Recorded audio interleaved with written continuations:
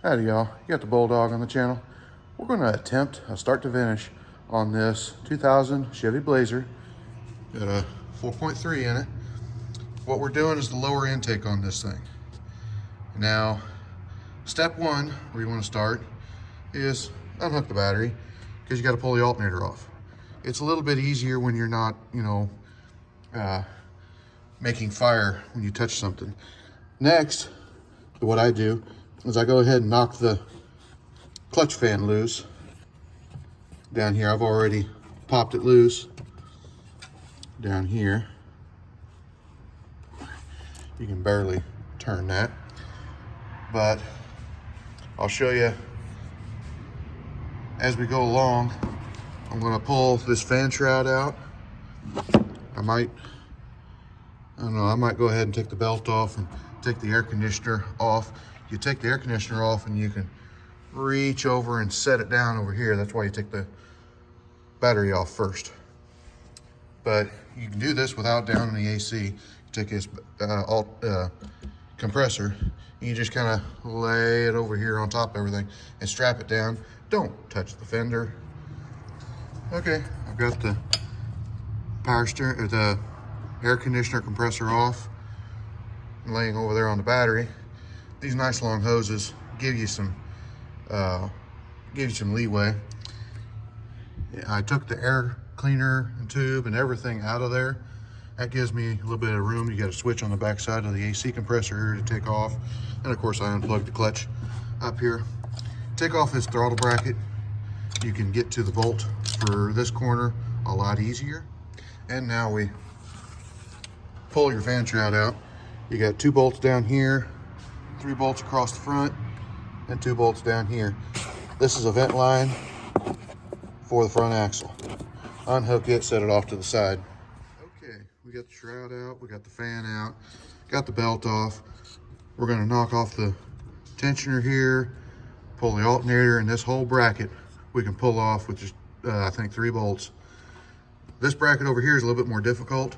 I used to take the power steering pump loose from the back side and try to just unbolt this and lay it back.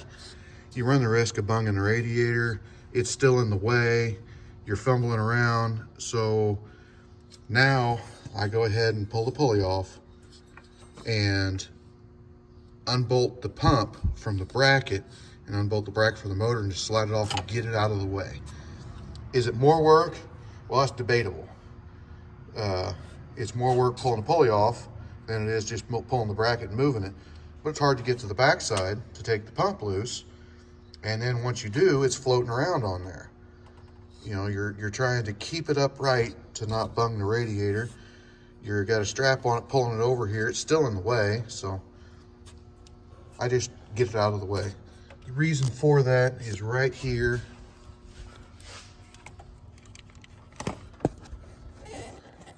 You can't hardly see. There's the bolt for the intake, half covered up by the bracket.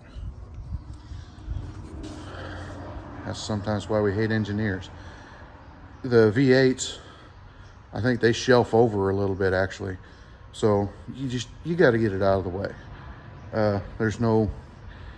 Sometimes the best way to make more work for yourself is try to do it the easy way.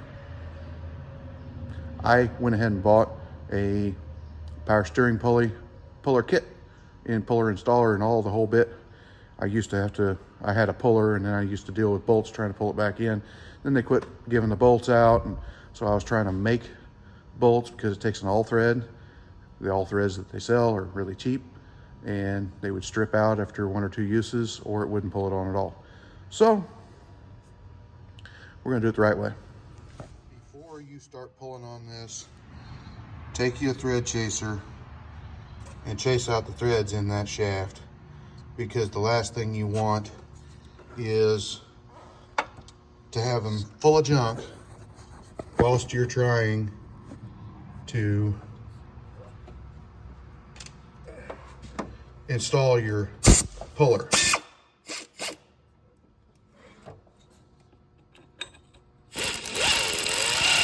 It's a lot easier when you can hold on to this pulley here. Give it a little air and blow it out.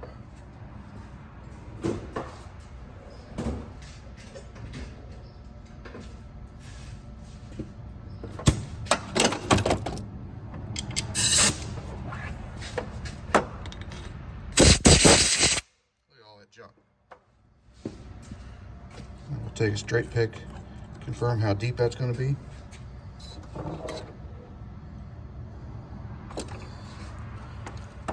I can bottom my tap out in it.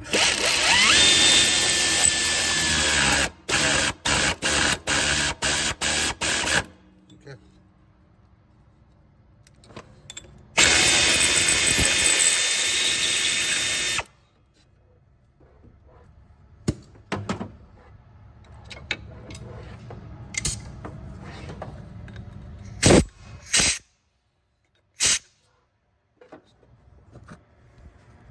That's something that's not required, but it makes your life so much easier later when you go to put that thing back on. Okay, I was working right along, forgot to film, but we've made progress. Of course, I got this bracket off after pulling the pulley.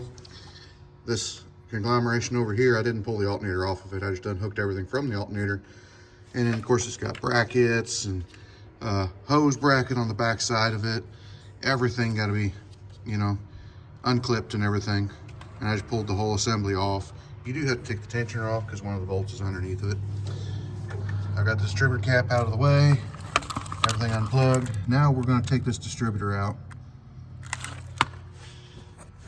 I'll show you something when I get it out, and I'll make a reference that, you know, let you guys in on some information.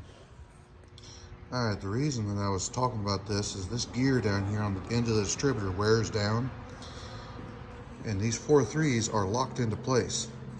So what you have to do is take this off and grind on this thing to make it round again so that you can adjust the distributor. I have a video of that, but I'll put a link in the description. Shows you how to do that. Okay, the intake is off, and that is what we deal with. That plastic ring starts to crack up, and when it does, there's just nothing to hold up the gasket, and it just starts leaking like a sieve. It's a plastic frame all the way down there. Looks like that one might have been leaking too. It had slowed down immensely when it got warm. And that's what that rubber does. It's greatly affected by temperature. So it might leak like a sieve when it's cold, and then it warms up and it swells up and seals a little bit. I'll get the new gaskets. The new gaskets, spend the extra money, get the steel gaskets. The steel with rubber on each side of them. You don't deal with this ever again. Okay, here we've got everything cleaned up, and we've got these metal gaskets in place. And we'll put a bead of right stuff over the front and back and get the intake drop back on there. All right, I've got the intake back on here, and I've torqued everything, but you want to run through and make a second pass, sometimes even a third pass on your torque to make sure that they're all even, because as soon as you get the rest of them torqued down, the others might be loosened up because everything settles out.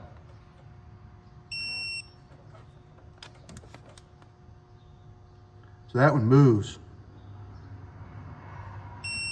That was quite a bit out. That one was quite a bit out. That was right there. That was right there. That one moved a little bit.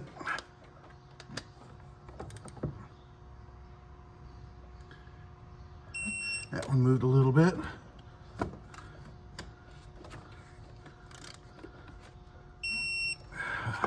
Since I had a couple that moved quite a bit, I'm going to do them again. That's good. Just barely moved.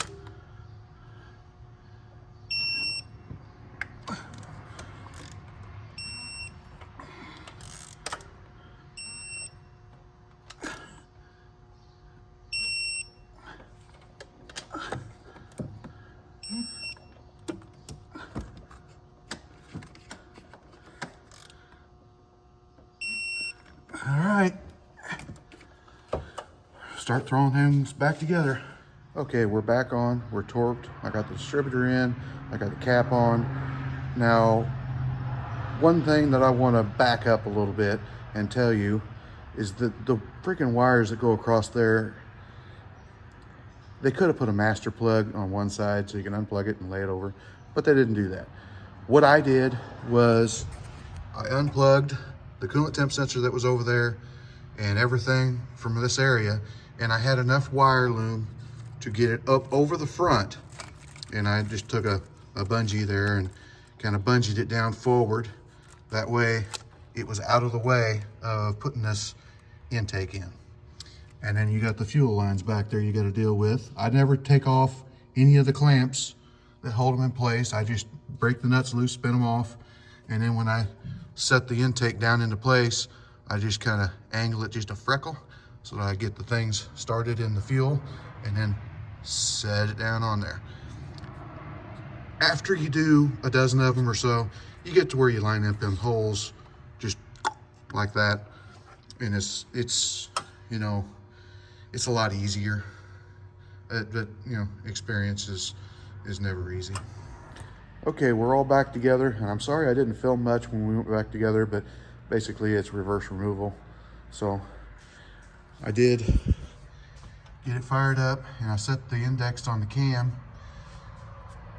Now the way you do that, of course, you have to have data in your diagnostic computer, and I always just snug that up real tight so it's really hard to move. But the data in your computer will show you where the index is, negative certain degrees, positive certain degrees, but you want it right on 0, and it will not reset until it gets above certain RPM. So what we do is we put it up on the screen, rev the motor up, and watch what it does, and then rotate the distributor back and forth a little bit. I give it a little bit of adjustment each way.